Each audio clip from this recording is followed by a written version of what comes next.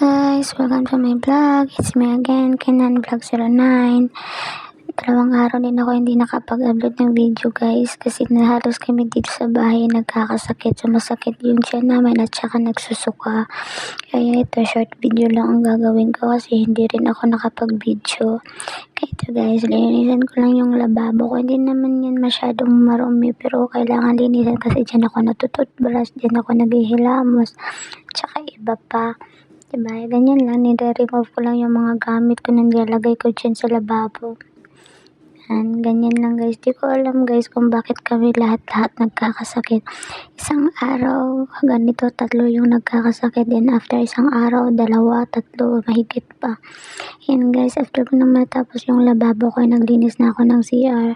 Ganyan yung CR namin dito guys. Lahat ng kwarto dito, ganyan yung CR.